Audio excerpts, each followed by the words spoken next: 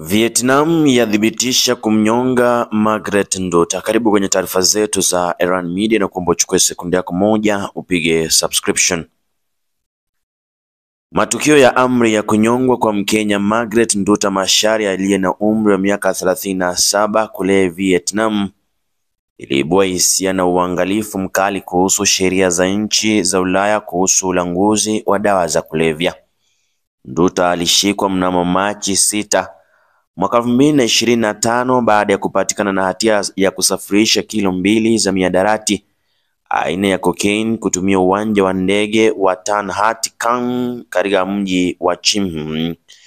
Kesi ambayo imezuiwa kutokana na wito wa kidiplomasia, hali iliyozua tumbo joto kuhusu msimamo mkali wa kisheria ambao nchi ya Vietnam huchukua dhidi ya walanguzi wa dawa za kulevya nchini Kenya. Nchi hiyo iliyo na sheria kali ambazo usipozingatia huenda makuu yakakufika, yakiwemo kunyongwa kwa mfano, na baadhi ya sheria na masharti ambayo taifa hilo huweka kuzingatia ni kama kifo dhidi ya usafirishaji wa dawa za kulevya. Nchi hiyo huweza kuwa na sheria kali dhidi ya ulanguzi wa dawa za kulevya duniani kote. Kulingana na sheria za nchi hiyo, usafirishaji wa gramu zaidi ya 600 za heroini au zaidi ya kilo 2.5 huweza kusawazishwa na mtu kunyongwa. Katika kesi ya Nduta, maafisa wa ukaguzi waliweza kubaini kuwa zaidi ya kilo 2 za kokaini zilizokuwa zimefichwa ndani ya begi lake zilipatikana, licha ya yeye kusisitiza kuwa hakuwa na ufahamu wa dawa hizo kupatikana katika mkoba wake. Ila mamlaka ilimwelezea kuwa mapuuza si utetezi wa sheria za Vietnam dhidi ya ulanguzi wa dawa za kulevya zingechukua mkondo wa kipasavyo. Uangalifu mwingine ni kunyongwa kwa kupatikana kama umejidunga dawa hizo za kulevya. Mataifa mengi yanapozidi kuachana na sheria hiyo, taifa la Vietnam lingali limeshikilia msimamo huo wa kunyonga watu.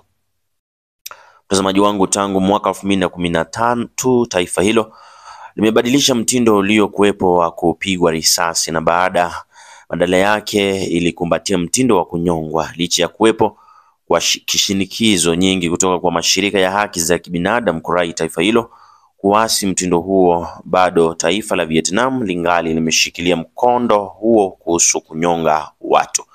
Kulingana na kujitetea kwake, Bi Nduta alisema kuwa kupitia kwa mawakili wake kuwa mwanaume mmoja kwa jina John ndiye aliyemwajiri ili ambebee mzigo huo, ila mahakama ya Vietnam ilihususia katika kuitikia ombi na rai la Bi Nduta, na badala yake koti iliamuru anyongwe. Taifa la Vietnam huweza kusawazisha wale wote ambao ni raia wa taifa hilo au wageni kwa kunyongwa pasi kuweka mipaka. Katika miaka ya hivi karibuni raia wengi wameweza kunyongwa, hivyo basi kesi ya Bi Nduta ni baadhi ya kesi ambazo ziko huko Vietnam. Hapa Kenya, familia ya Bi Nduta iliweza kuomba taifa la Kenya kuingilia kati kumwauni mwanao dhidi ya kunyongwa. Seneta wa Kisii aliweza kuiomba serikali ya Kenya kupitia kwa ubalozi wake Vietnam kuingilia kati ili kumwaini Bi Nduta au akitumikia kifungu chake hapa nchini Kenya. Wito kutoka kwa umma na diplomasia, ujumla makundi mbalimbali yalirai diplomasia ya Kenya kuingilia kati kubaini chanzo kikuu ni nini kilikusudiwa kuwa raia wengi wanapopatikana huko ambao kipato chao ni haba huweza kunyaswa na mabwenyenye na kupapazwa na kuzingatia dawa kwa kuzingiziwa dawa za kulevya. Ndizo taarifa za hivi sasa. Unaweza toa maoni yako hapo kwenye comment section. Ndizo taarifa za hivi sasa.